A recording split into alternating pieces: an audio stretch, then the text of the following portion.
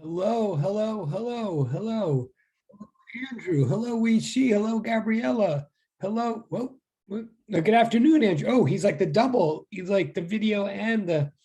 That's awesome. Oh, and I even saw a smile. Oh my God, you guys. Oh, so yes. And hello, Wee Shi, and hello, Gabriella, and hello, Stephanie Pet. Hello, Mark. Hello, Vivian. Hello, Catherine with a Y. Hello, Alyssa with an A. And wait, more people are coming. And I'm going out of order today. I'm doing it visually right now. Hold on, but now I'm looking at the chat. I know some people are totally in the chat. Oh, did I say? Oh, and Jayla, hello, and okay. So now the chat.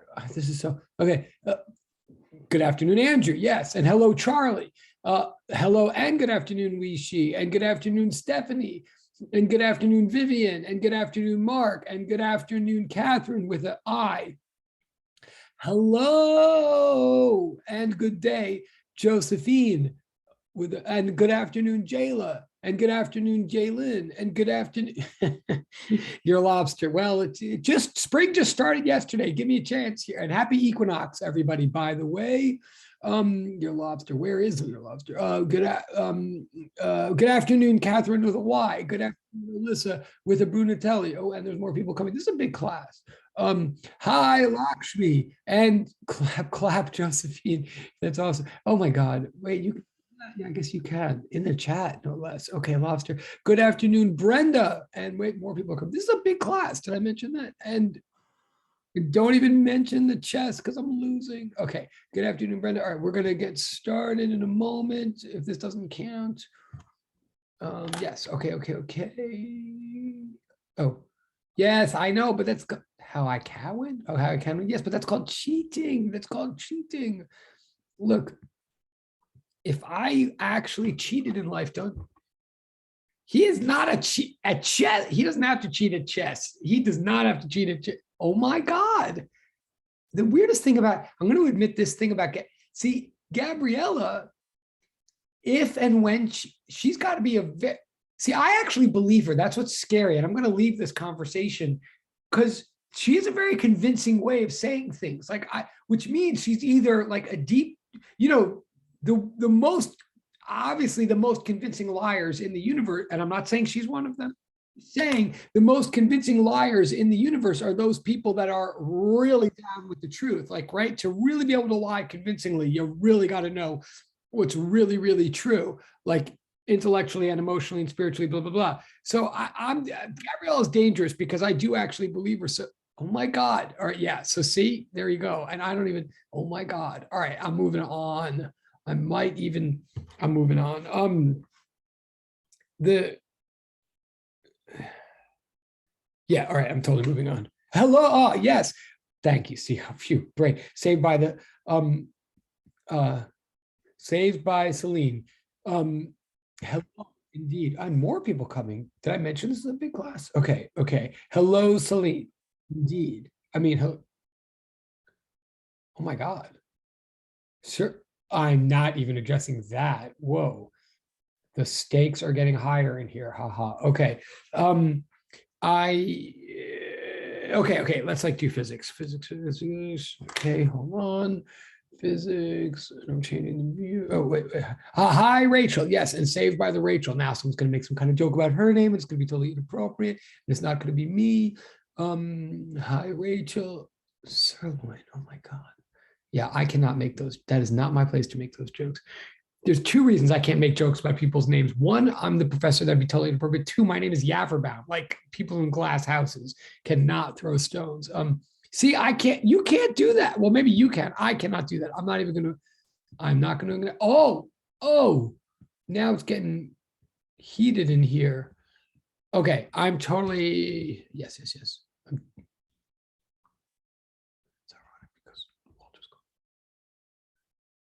Oh my, whoa. Okay, I totally cannot deal with what's happening in the chat. I don't even know where. I mean, I call my son dude. Is that where the ranch thing is coming? No, okay. I'm not going to deal with what's in the chat right now. I keep saying that and I keep lying. Let's do some physics.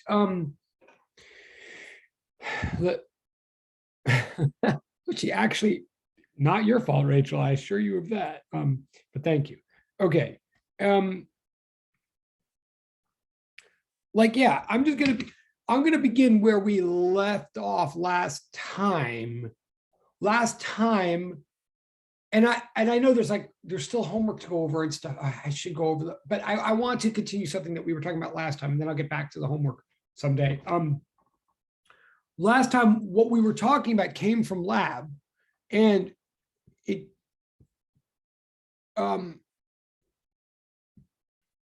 well, what we did, I want to talk about the wave equation again, okay? What we did last time in class is we, in principle, derived something that's known as the wave equation. And yes, it was, well, it's that thing that was written on the first page here a second ago. I'm going to rewrite it in a moment. There's more than one way to derive it. What we did was well, I'll tell you, I mean, just to quickly review.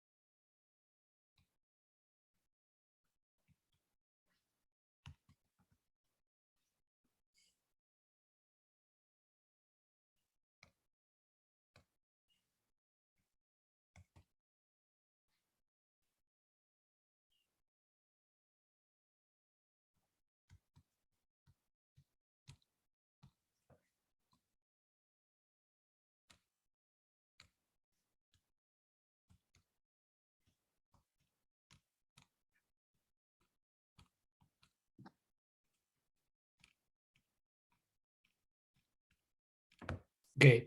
Okay. Again, this is all in the spirit of refresh and review here, but also, so I'm going to, and technically I'm about to refresh, recall, review some stuff that we said last week, but also as always, ideally, I'm saying old stuff in a slightly new way. So hopefully it'll sink in a slightly new way and sink in better than even before, blah, blah, blah, blah, blah. So I'm saying that partly from all that you did in like 2 or so weeks of lab 3, right? Of all that you did to take a movie of pulses going back and forth on a long string, take a movie of that, and then collect data from that movie, right? You collected a bunch of Y versus T data, and you collected a bunch of Y versus X data from a big movie of a pulse propagating horizontally along a string.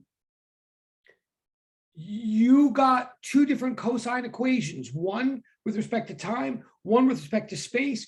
We decided that or we know that they were both happening at the same time. Like you got a Y versus T graph and a separate Y versus X graph, but from the same phenomenon, from one occurrence that supposedly was embracing both of those relationships or manifesting both those relationships. So on the one hand, from lab 3, we decided that the height at any given moment of that long string that you were looking at in lab 3, the height at any given moment was some sort of superposition, was a sum, right? Was the result of a t dependence that was happening along with an x dependence that was happening. We decided that the height of the string at any moment was the result of a cosine relationship in time, while at the same time, a cosine relationship in horizontal space, right? So on the one hand, from lab data that you collected from a propagating pulse, from a pulse horizontally propagating along a long string, we decided that vertical position of that pulse at any given moment was a cosinusoidal superposition of time and space. In other words, from lab 3, we decided that y, the vertical position of metal, was a result, a consequence, an output of two independent yet simultaneous factors, time fact, or two independent but simultaneous inputs, time and horizontal position. So we decided that the height of the long string in lab 3 was equal to, could be expressed by the function that's written at the bottom of this page, y equals a cosine omega t plus kx, right? A superposition of two different cosine graphs. By the way, again, superposition, if you want to write in your notes or whatever, superposition means the whole being equal to the sum of its parts. Really, what superposition really means is a whole that is equal to the simultaneous sum of its independent parts. Let me say that slower so you can maybe put in your notes. I don't want to crowd these notes right now. Do I? I sort of do, but superposition to me means the simultaneous sum of independent parts. That means a bunch of things happening at the same time, contributing together to an overall whole, but it means that each individual part makes a contribution that is equivalent to the contribution it would make if it were by itself and there were no other parts. Okay, that's what superposition means to me. That's like a discussion unto itself.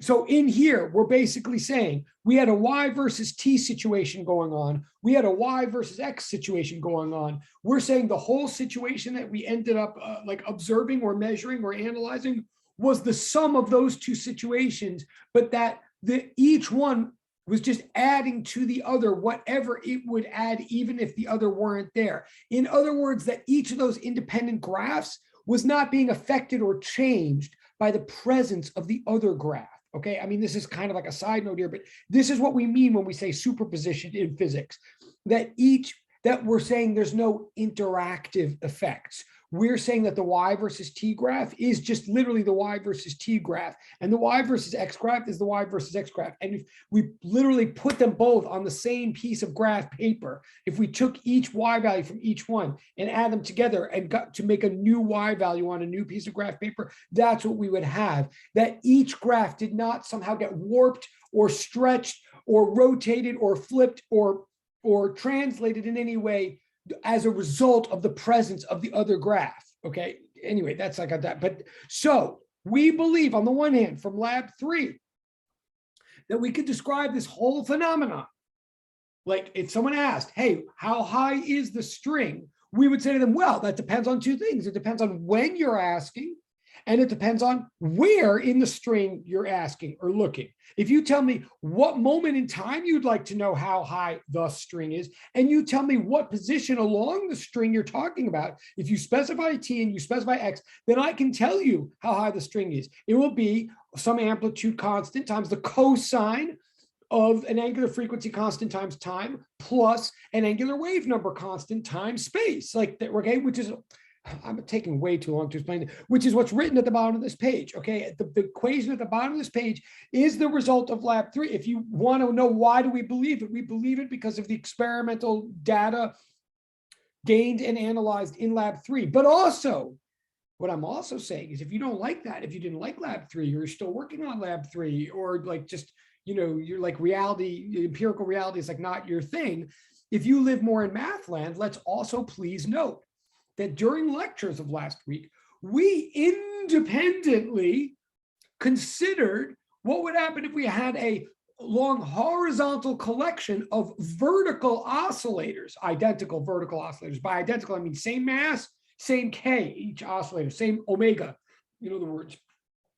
If we took a bunch of vertical oscillators and distributed them equidistantly along an x-axis, a horizontal axis, and if we allowed each successive oscillator to be out of phase from the one before it by the exact same amount that the one before it was out of phase from the one before that. In other words, if we staggered all the oscillators if we staggered their phases by a constant amount, if that constant amount, phi per x, in other words, if that constant amount of phase staggering, if that phase step was measured in radians per meter and known as something called K, the angular wave number, then that entire collection of phase staggered oscillators could be expressed by the one equation y equals a cosine omega t plus kx.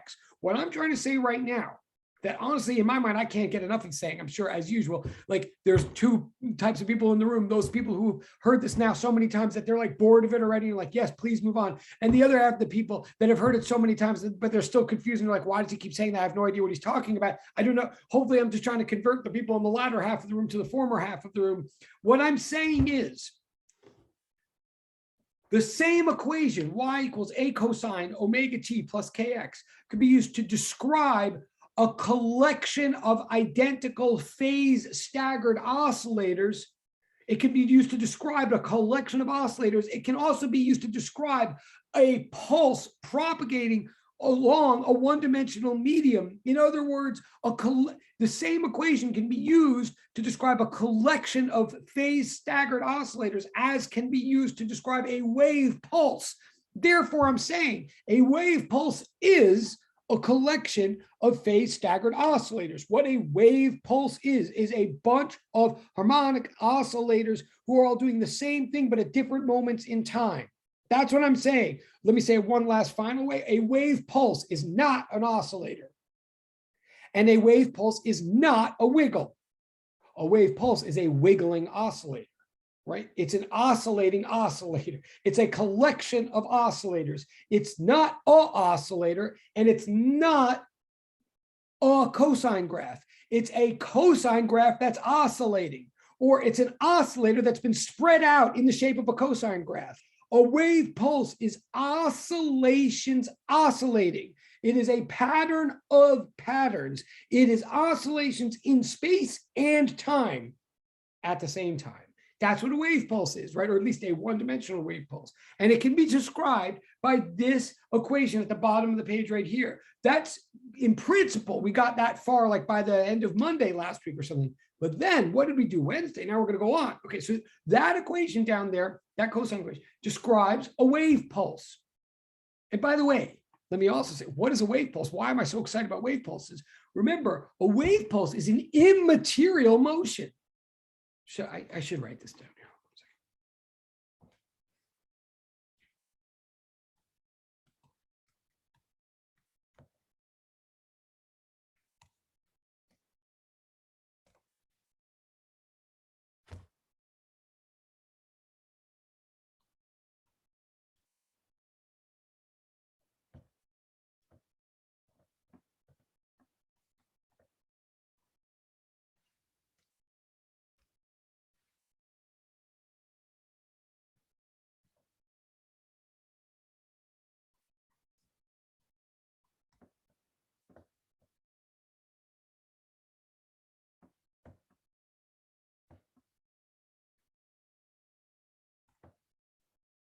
Okay, let me back up for a second also. So we're talking about wave pulses now, okay? This is like a centerpiece of the course. We're talking about the motion of wave pulses. A wave pulse is like an individual little wave piece, a wave pulse is like a crest moving from here to there, or a trough.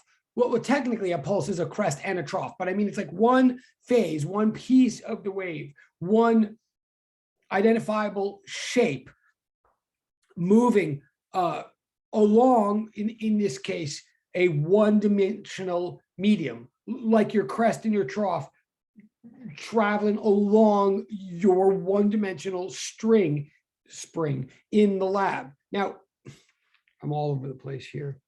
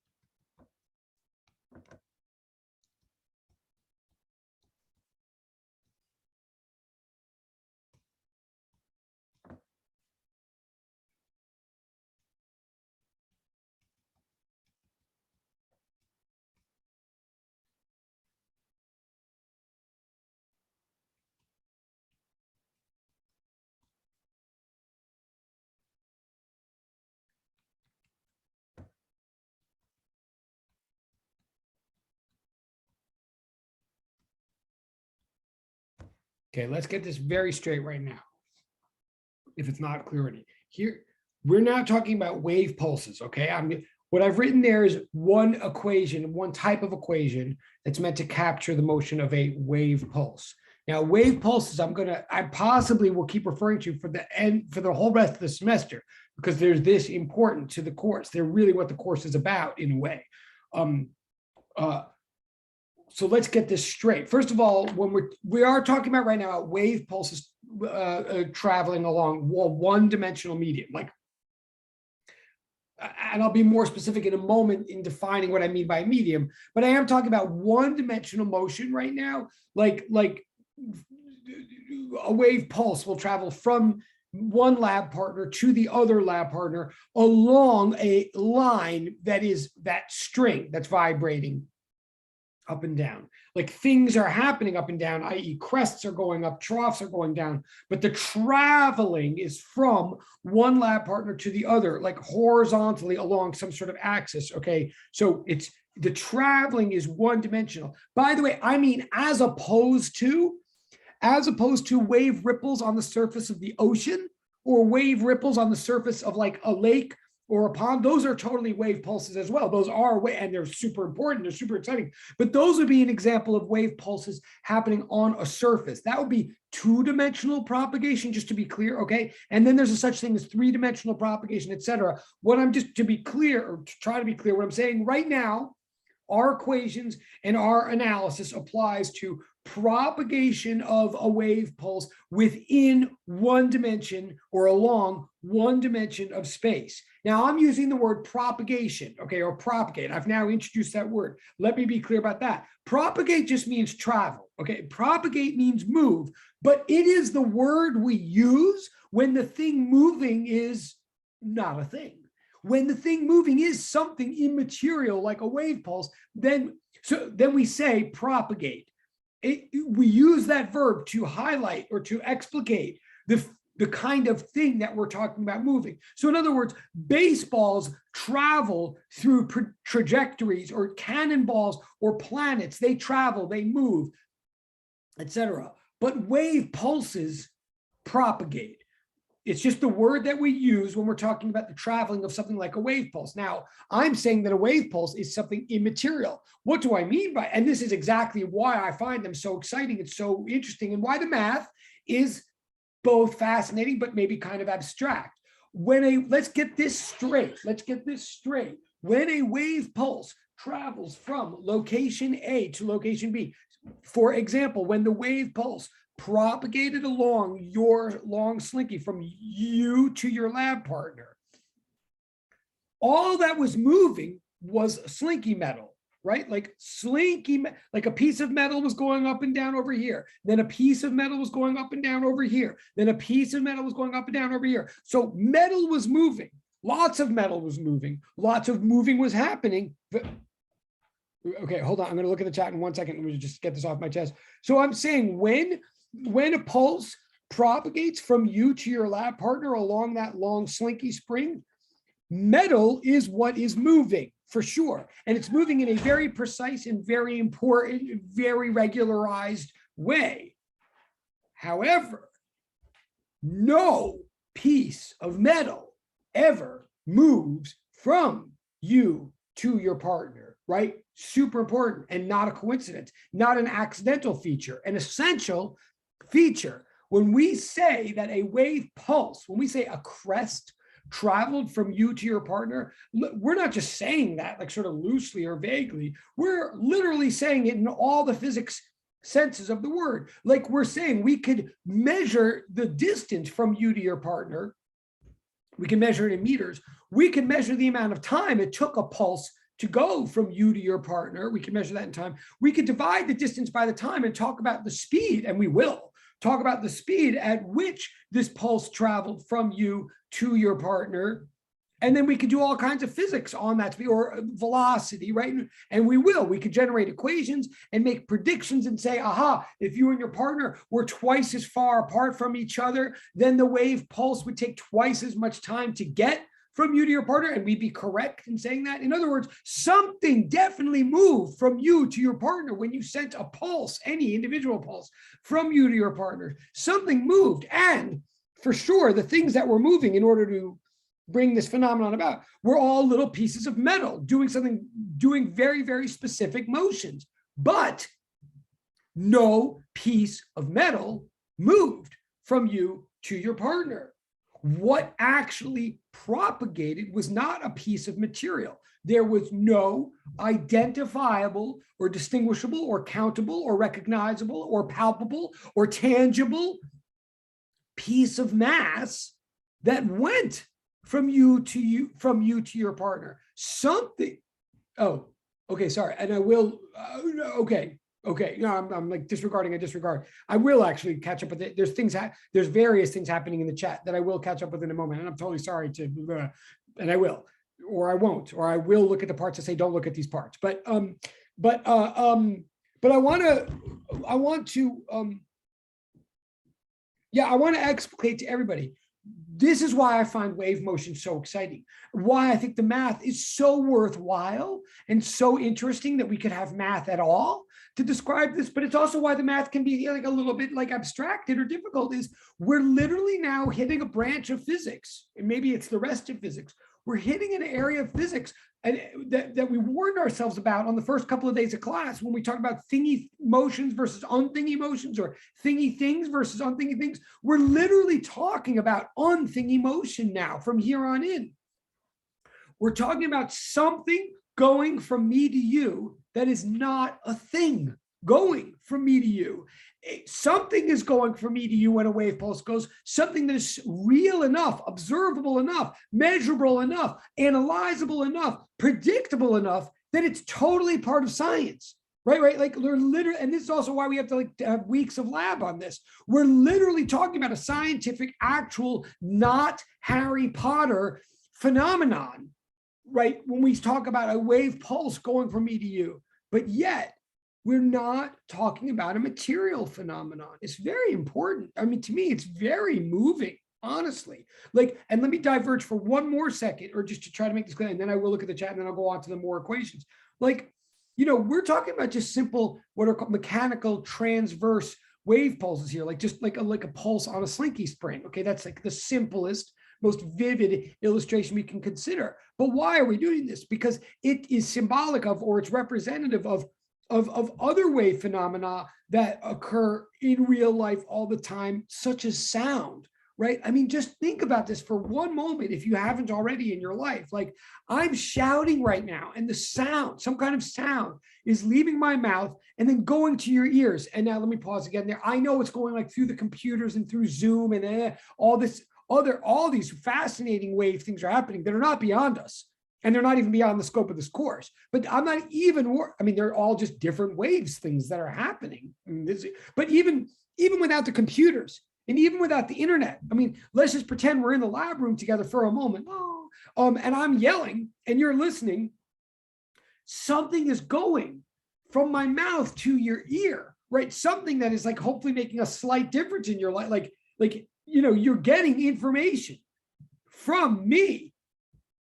And you know, at some level, like, you know, my tongue is like vibrating air molecules, and then air molecules are vibrating, and then more air molecules are vibrating, and then more air molecules are vibrating. And then eventually air molecules are vibrating in your ear that eventually is sending electrical signals through your brain and blah, blah, blah, blah, blah. But like the air, a whole collection of air molecules are all oscillating in a manner that is staggered in phase by a constant amount. Like I'm saying, the air molecules that are in between my mouth and your ears. Yeah, and I promise I'm going to look in the chat in 1 second. I'm just getting myself carried away, but I really will, because I know it's relevant what's in the chat, and I will look in a second. But just for the record, everything we're doing mathematically here to describe a transverse pulse on a string is literally also descriptive of, applicable to sound waves. The only difference, I'll say this right now, and I promise I will look at the chat, and I am being rude, but I don't mean to be, but I just want to be as clear as, because it's such a big deal. Like the only thing, everything that we're saying applies to what air molecules do as well in order to make a sound pulse. The only difference is that your string is going like this, up, down, up, down, up, down, and then the whole wave is propagating side to side. In other words, the oscillations on your string are perpendicular to the propagation of the whole wavefront. Actually, I think someone brought this up in private chat last time, or public chat. Technically, the wave, and you can write this in your notes if you want, the wave pulses on your string are technically known as transverse, trans meaning across, because technically the oscillations are across, are perpendicular to the propagations. That's why this equation technically has a y as the dependent variable and x as the independent variable. Okay, like things are propagating along the x-axis by virtue of oscillating on the y-axis. Now with air molecules, just so you know, just so I'm being as real as I can be, air molecules, they don't do that exactly. Air molecules oscillate back and forth, and then the next air molecule oscillates back and forth, and then the next air. So the air molecules get closer and then farther and closer and then farther.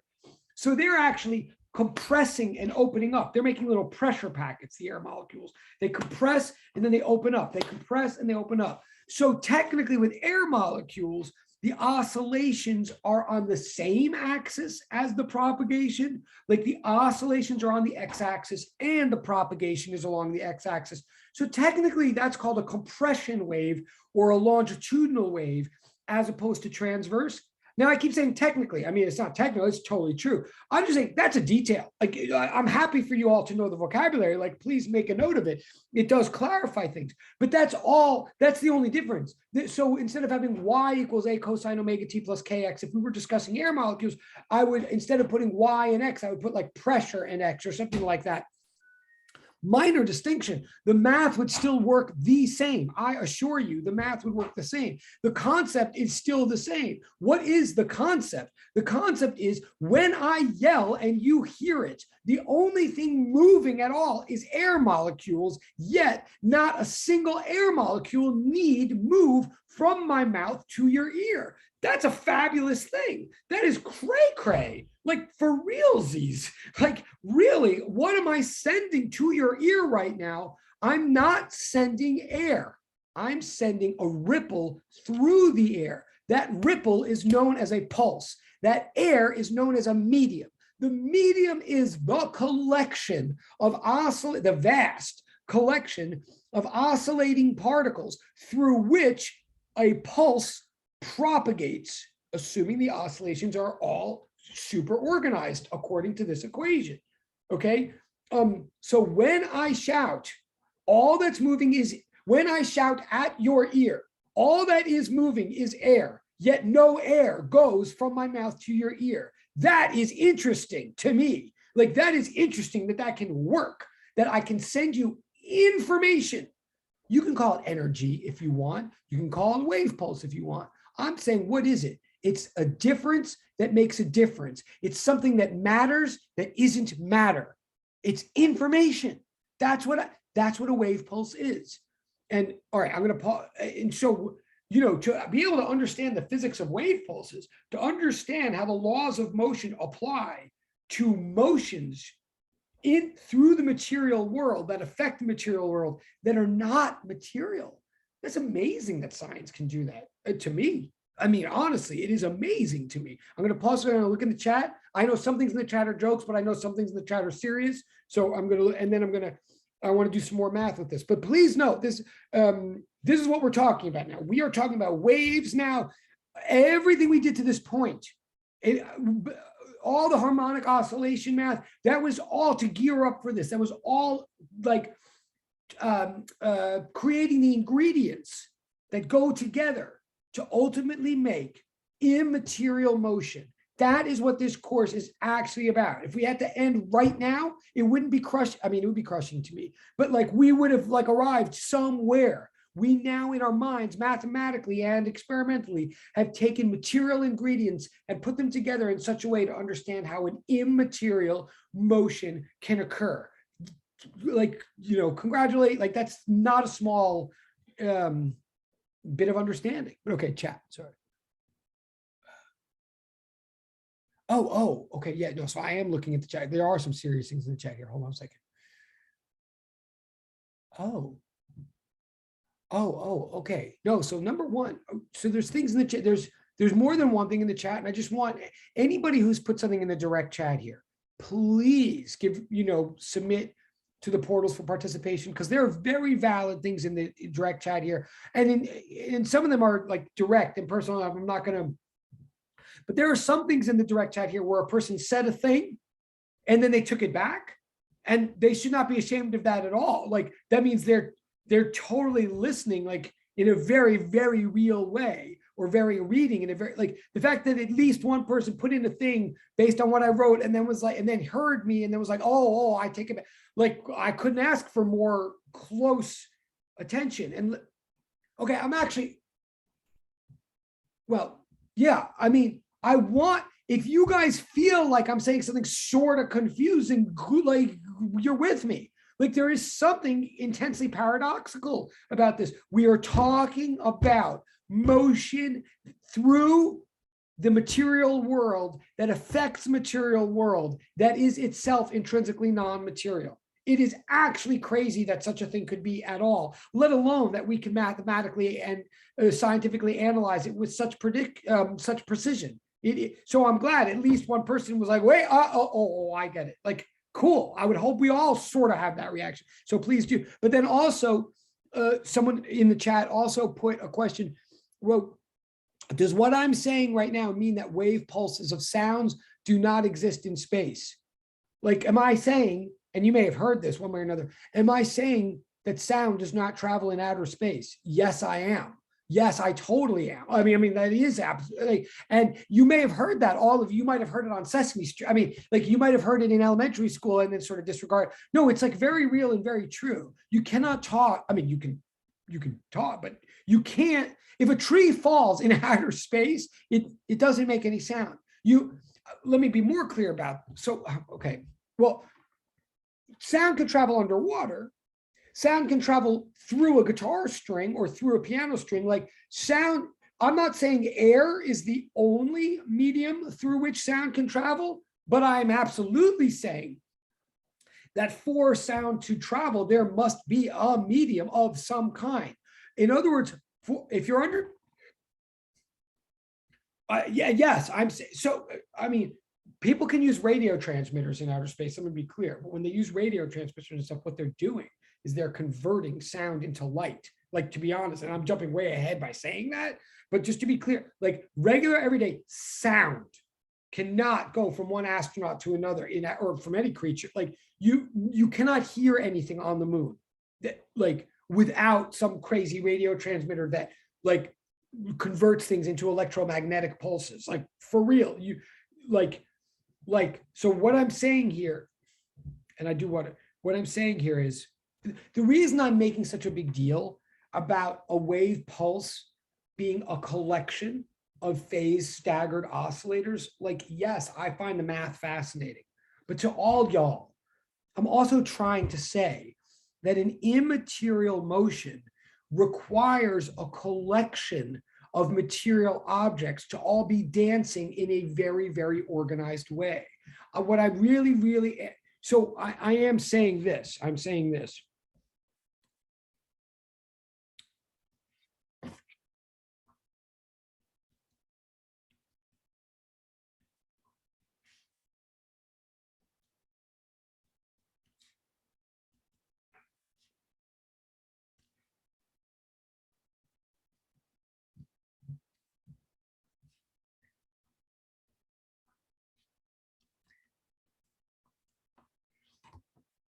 I don't know if you, so what I wrote there, oh, cool. But awesome. I mean, awesome questions in the direct chat, like for real, Z's, yo. I am literally, and thank you for being polite about it and closing the loop and all that. What I'm saying here is that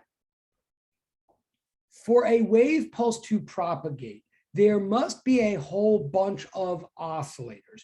Like oscillators, the collection of oscillators is the prerequisite for wave propagation. It is why we had to spend a month and a half or whatever, like really analyzing oscillation in order to build waves. You need oscillations for wave pulses, but it's necessary, not sufficient. Like oscillation is what we need, but it's not enough. Like one oscillator is not a wave pulse, right? A collection of oscillators can make a wave pulse. But again, to everybody, and I'm sorry if I'm being sort of redundant, but also please remember, like if it seems like what I'm saying is redundant at all, like I don't mean this rudely, what I'm about to say, but remember that this thing that you think you've heard me say 17 times, remember that I'm saying it 34 times a day. I mean, if you've heard me say it 17 times, it means I'm saying it that many times to each section every week. And I've been saying it that many times for the last 29 years that I've been teaching. And I'm not bored of it yet. Like, hear me, right? Like, and I don't mean that rudely, but there's something about this idea that I still find worth saying like a million times a day,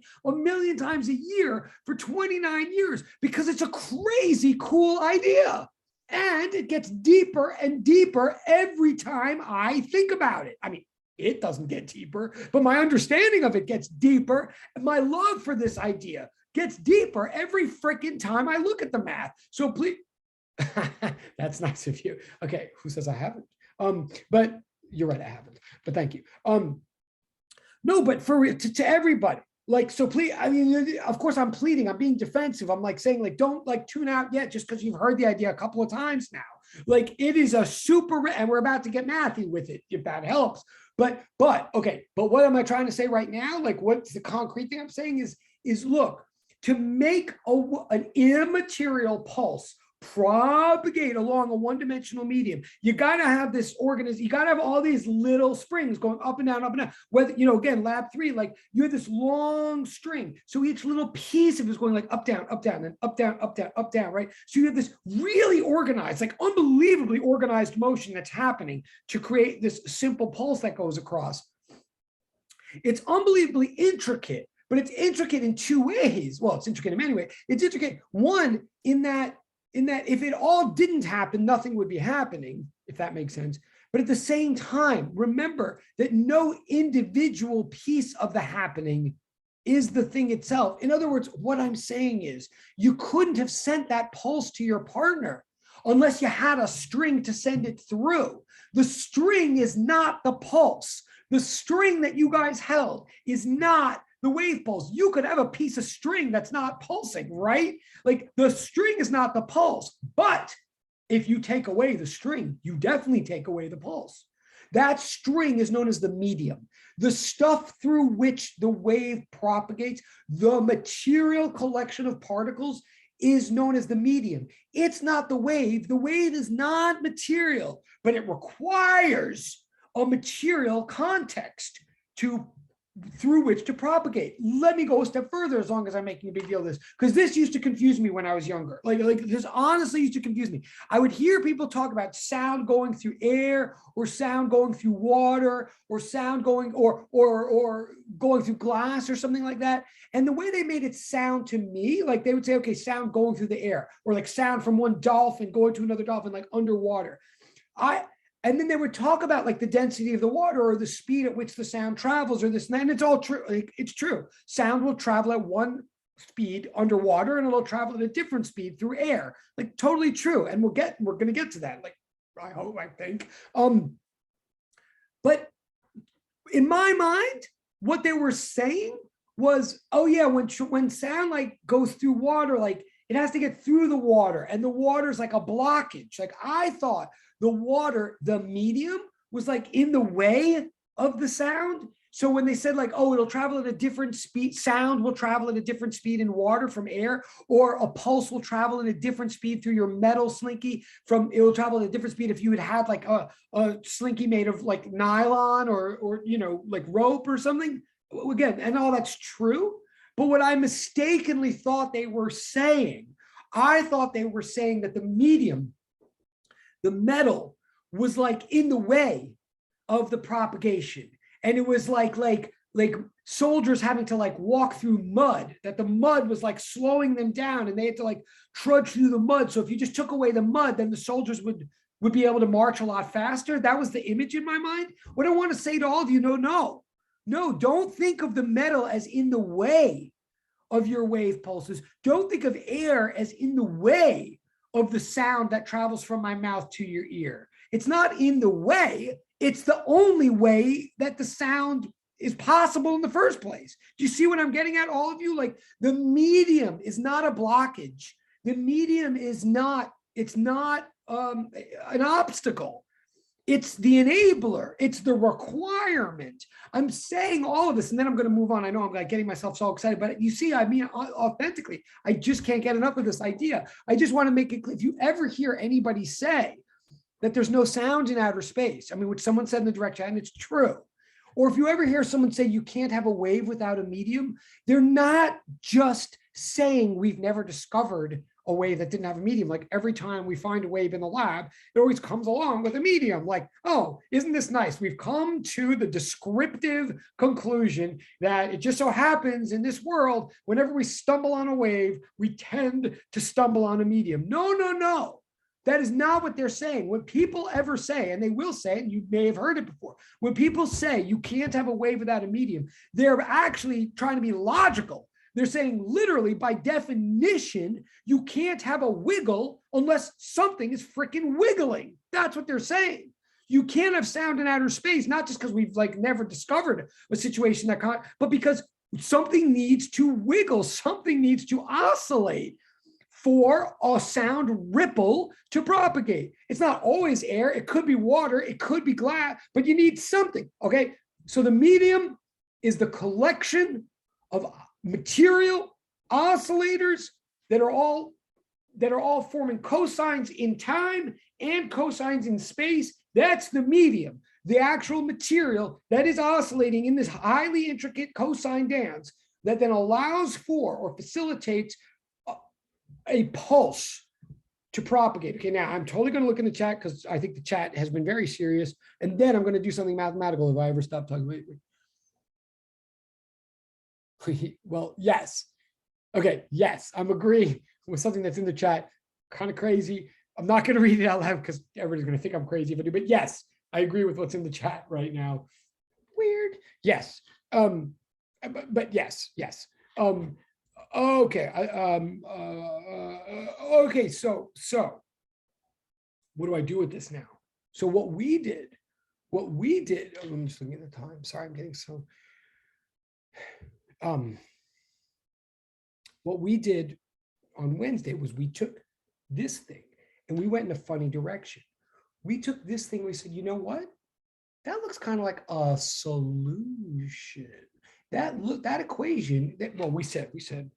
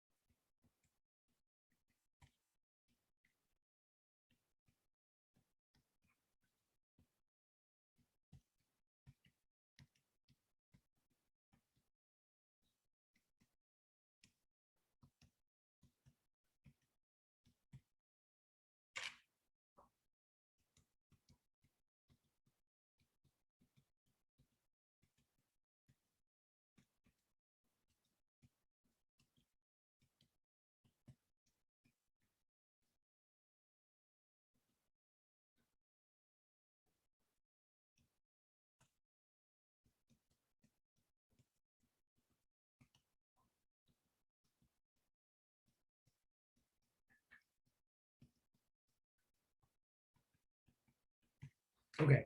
Now again, now here I'm re-summarizing again something we did Wednesday. I'm want to do it a little bit quicker because we technically already did this, but it is a new concept. I'm saying, so we've got this equation, y equals a cosine omega t plus kx. What is it? It is, for the first time in our math science career, it is some kind of function of two independent variables, right? X and t are independent variables now. They're both independent in the mark sense of like we chose them, we tweak them, and they spit out the output of y, but also they're independent of each other. They're independent, they don't interact with each other. So we believe superposition applies. We believe the whole is equal to the sum of its independent parts. So we introduce this idea of a partial differential or a partial derivative. We introduce this idea that like we can look at how much each one, we can look at how much y rises as a result of a run in t. We can also, and we can call that a partial derivative of y with respect to t. And in effect, that's what you were looking at when you took one position in your, when you looked at one X value of your movie and you advanced frame by frame and made red dots to see how high and low the spring went at a particular place in X as you advanced the frames of your movie, right? That was you looking at rises in Y as a function specifically and only of t, of time, while you experimentally you sort of held x fixed, or analytically you held x fixed. Then you went over and you put one frame of your movie,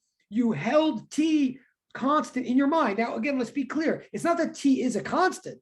Like, how did you get your whole movie? You let t and x run. That's how you generated a movie. But when you're analyzing the movie, you took one frame, so you picked a t value, you held it constant in your mind, or you treated it as constant in your mind and watched, and you made red dots by like gazing along the x-axis of the thing and asking how high the spring was at any one of those x values. So you looked at rises in y as they depend solely on runs in x. What we're saying is that any given rise in y, in the end of the day, is the sum of those two factors happening at the same time. Like, this is the calculus way of saying what you actually did in the lab. We're saying a rise in y is the sum of the rise in y with respect to t times run in t,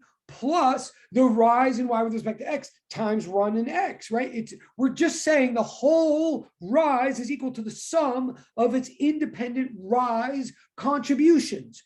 That's so we're introducing the idea of a partial derivative here, or technically a partial differential, and a ratio of partial differentials is a partial derivative. That's what we're saying here, right? So what we said, now again, technically I already said this Wednesday, maybe play the tape again if this is going to, I don't know, fast or whatever, but then we said then from here on in, this gives us mathematical permission to take derivatives of multivariable functions, to take derivatives one sort of piece, one dependence at a time. And the way we do it is we hold all other pieces constant, just like you did in lab 3, right? So again, so what did we do? So we did this Wednesday, but I'm just, again, I think it's new. So I'm just hopefully grabbing a couple more of you understanding with this, and hopefully reinforcing for those of you who did get it the first time.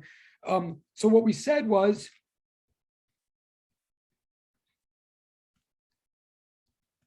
if this is our function, this is our multivariate function. I better do this fast. Just looking at the time. Okay, yeah. Then we said,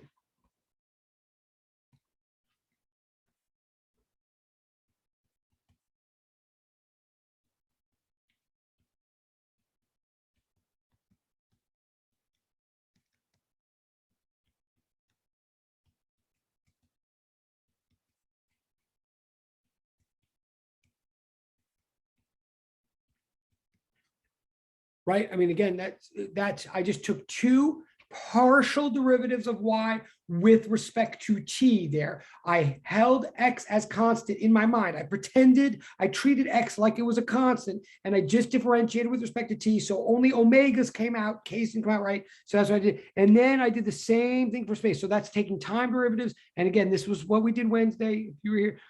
So maybe use this as a, I don't know. Forgive me. But then we did this.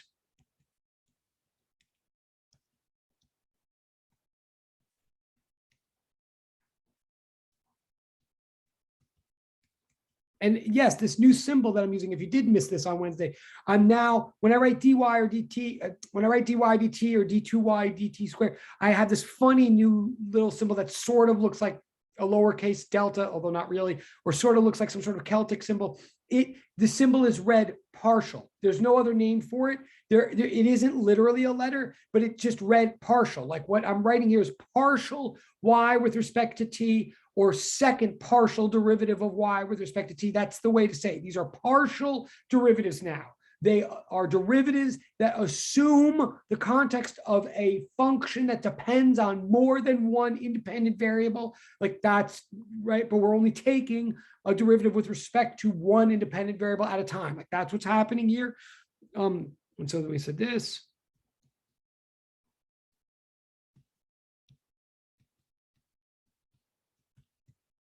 Okay, so we got the two partial derivatives. Then, now I'll skip this step. This is again in the notes from Wednesday. Then what I did was I just took it. I noticed, well, those are sort of surprisingly similar. That second partial derivative with respect to time is quite similar to that second partial derivative with respect to space. I mean, they both have that same cosine argument in them. And then they've got like one is like omega squared and one is k squared. So I rewrote each. I isolated the cosine term in each one, rewrote them, and then set them equal to each other. That's what I did. I guess I'll do that now. Well, yeah, I mean, I'll skip some steps. Again, if you want to see more of the steps, look from last Wednesday. But ultimately what I'm saying is this.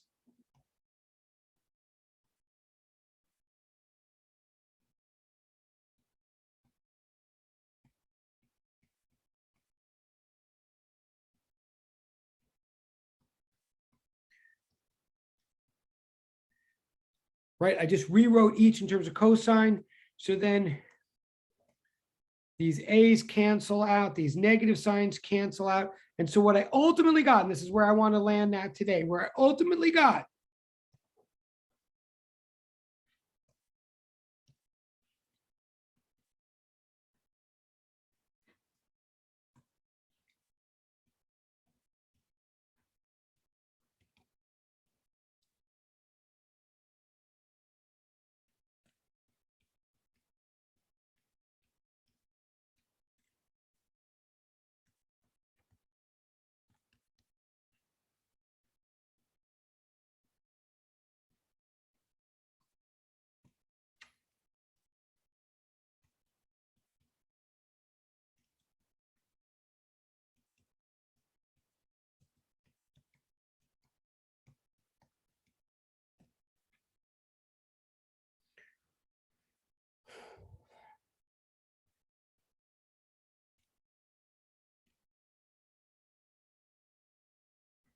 now a couple, okay, right. So this is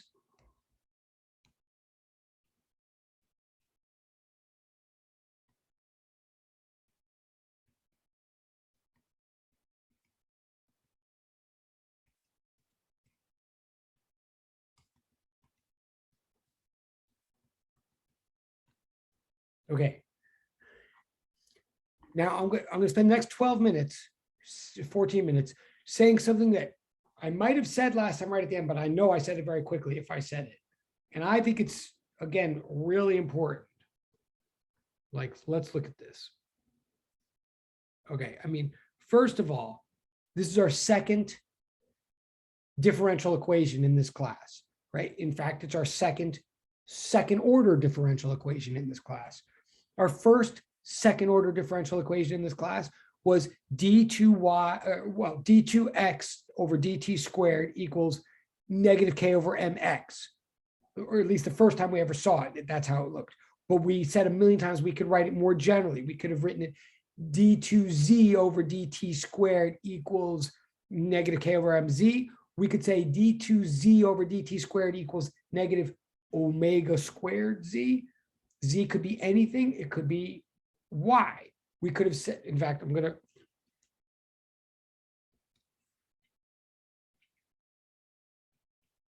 This is like.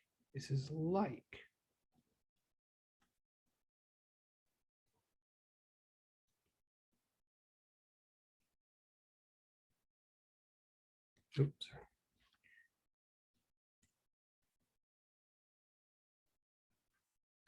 Right? Like, remember, we're saying that a wave pulse is a collection of staggered oscillators, specifically a pulse that is propagating along the x direction, which is what this is right here. I mean, this would be, this equation is the equation that applies to a wave pulse propagating along a one dimension known as x. Like, this wave very specifically is propagating along the x-axis.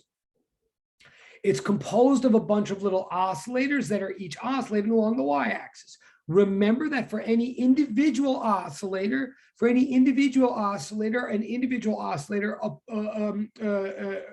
obeys Hooke's law, which could be written like this right here. Like that little equation there, d2y dt squared equals negative omega squared y, would be the equation of one little individual vertical oscillator, something going up and down along the y-axis with an angular frequency of omega, right?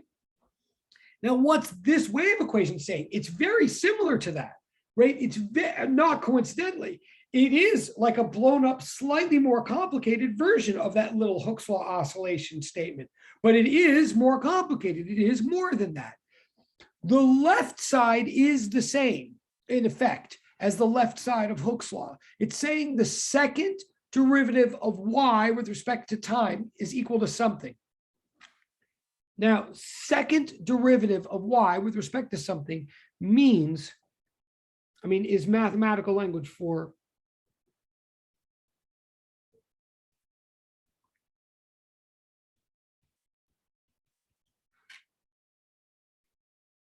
right? It means the same thing as it would in the Hooke's law statement. Y means vertical position. Where are you on the y-axis? It means that in both cases.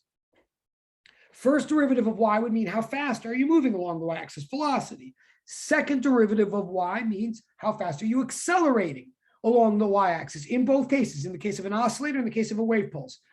So in both cases, Hooke's law and this wave equation, what we're saying is on the left side, we're saying if we picked some little particle, the rate at which it's accelerating along the y-axis, the rate at which it's accelerating toward home, toward equilibrium, is equal to something on the right side, right? The left side refers to rate of acceleration along the y-axis toward home, toward equilibrium.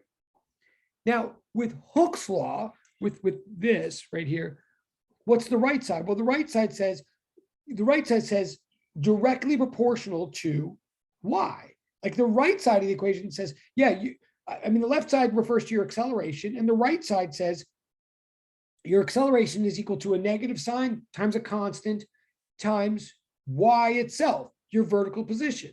So what Hooke's law says, remember, is if you are a little particle on a spring, on a vertical spring, let's say, because it could be anything. So let's say vertical.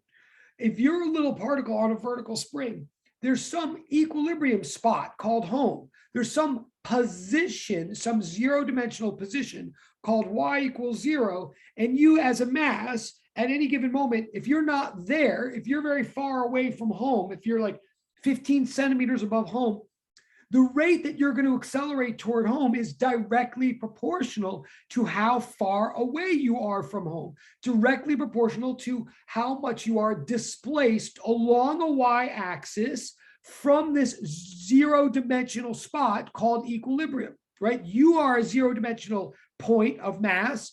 The farther away you are along a line from that other spot, that other point, that other zero-dimensional dot called equilibrium, the farther away you are from it, the greater rate at which you will accelerate back toward it, right? The right side of Hooke's law just says y. as in displacement from equilibrium position. But now here in the wave equation, and I know we have 8 minutes, but here in the wave equation, we start off saying something very similar, like left side says rate of acceleration along the y-axis. If we were investigating some little point in a wave pulse, like this point right here, the left side says, oh, that point I think is accelerating back home, let's say. You want to know how fast it's accelerating back home? Well, the left side starts to say, well, I think it's directly proportional to something. Like it's equal, it starts bringing us to the right side of the equation saying it's equal to a constant omega over k squared times something. So just like with Hooke's law, I mean, there's no negative sign here and that's okay. That's totally fine. But here it's just like Hooke's law, it's saying the rate at which you're accelerating is directly proportional to some quantity that we find on the right side of the equation. But here in the wave equation now, what do we find on the right side next to the constant? We don't find y. We find a whole new derivative. We find d2y dx squared. So for a minute, we might say, wait, what the heck? I thought we were just analyzing like a derivative. I mean, with Hooke's law, we say the derivative of the acceleration is directly proportional to the position. I mean, that's already hard enough, but we've analyzed it. We get it. Okay, the rate at which I'm accelerating home is directly proportional to how far away from home I am. That's stretchiness of a spring. And by the way, check the 0-0 case in your mind. If I'm already home, if I'm literally at equilibrium, then I don't accelerate at all. Acceleration 0, right? So the whole idea of a spring is the farther away you are from home, the faster rate you accelerate back home. That's what Hooke's law says. Now here, this thing says, oh, you want to know the rate at which you accelerate home? Well, it's directly proportional to something, but it's not directly proportional to how far away you are from home. It's not directly proportional to y. Apparently now it's directly proportional to a second derivative. So we say, what? A second derivative? I already had a second derivative on the left side. Aren't you running me in circles here or whatever? And the equation says, oh, no. A different second derivative, the equation says. The equation says the left side is the derivative of vertical position with respect to time. The left side is acceleration. The right side is not that. The right side says second derivative. It says derivative of y, yes, of vertical position with respect to x, not with respect to time. So the right side of this equation is not acceleration. It's not acceleration. And it's also not just y. What the heck is it? Okay, so I said this quickly last time. I'm going to say it slowly now, or a little more slowly now.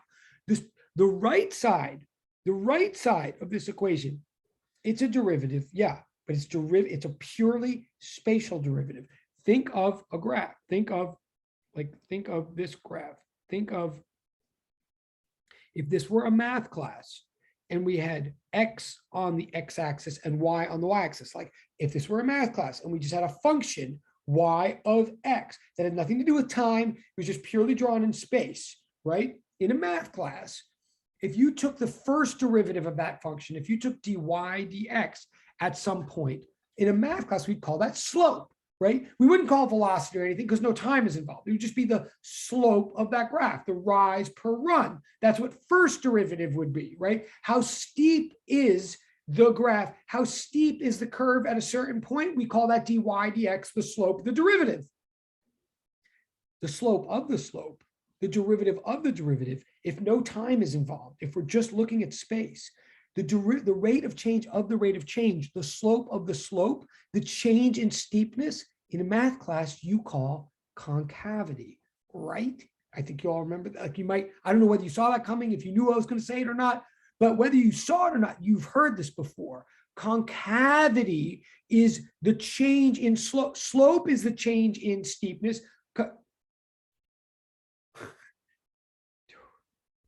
I totally deny that. I totally disbelieve you, but liar. Yeah, concavity is what in a math class they call the second derivative. Now again, that's not a contradiction. Acceleration is the second derivative of y with respect to time. Concavity is the second derivative of y with respect to space, right? dy dx is how steep is the curve.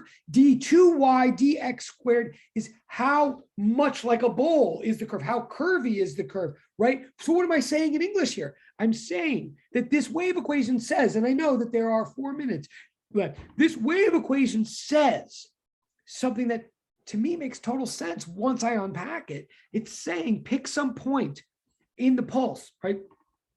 Some point in the shape, like in your snapshot, like of lab 3, pick some part, some piece of that medium of that long string. The rate at which that piece is accelerating back to home is directly proportional to how concave the string is at that point, not how far away the point is from some point, but how curvy the string is at that point. Why? Or what am I saying? Because what I'm saying is, in the case of a wave pulse, home equilibrium is no longer a place. The string didn't care whether it was this high or this high. No piece of the string is trying to get to any particular place. It's just that the string is trying to get flat, right? Equilibrium is no longer a zero-dimensional spot in this context. Equilibrium is now a one-dimensional line. Equilibrium is an orientation. It's not where the string is, it's how flat the string is. It's how shaped or undisturbed, unshaped, undeformed the string is. So what we're saying here is this is like the two-dimensional blow-up of Hooke's law. We're saying any little piece of the string will accelerate back home to flatness at a rate that is directly proportional to how unflat the string is at that point. The more bent, the more deformed, the more disturbed, the more concave the string is at a point, the more rapidly it will accelerate back to flatness. This is Hooke's law restoration being blown up into not just time, but into another dimension of space. What we're saying a wave pulse is a disturbance in the medium. A pulse is an unflattening, is a concavity, is a non-equilibrium shape. Any non-equilibrium shape in that equilibrium is trying to restore itself to the equilibrium shape of flatness. What this equation is saying, and then I will stop because I do see the time. What we're saying is, the description that I just gave of this one little piece that I just picked, I just said, picture that one little spot. It's accelerating back to the x-axis at a rate that's directly proportional to how disturbed, deformed, how disturbed the string is at that point. I'm saying if that statement can be made of any and all points in the space and time of the medium, then we have a wave pulse. A wave pulse is that statement being true of any and all points in space and time for the medium. If it's true of every single point in that medium, that the less flat it is, the quicker it's accelerating back to flatness, that is a pulse propagating through a medium. It's literally the restoring force of Hooke's law happening in time and in space. Okay, it's acceleration is not acceleration used to be directly proportional to displacement from equilibrium. Now acceleration is directly proportional to concavity, to disturbance from equilibrium. That's what the wave equation is saying. And we got it by taking two derivatives in time and in space of the cosine graph that we got from our data, or from just picturing a collection of phase staggered oscillators. It's pretty fascinating to me. But okay, you've been very, very, very patient. I love what was in the chat. I really do. I'm going to go. You're going to go. I will get back to the homework on Wednesday. Oh, thank you. Thank you, guys. Have a great day. I will have fun with the lobsters that I'm eating. Have a great day. Have a great day. Thank you. And thank you very much. And I'm turning off the recording. Yes, see you next. Yes, thank you. See you next class. I'm turning off the recording if I can. Thank you.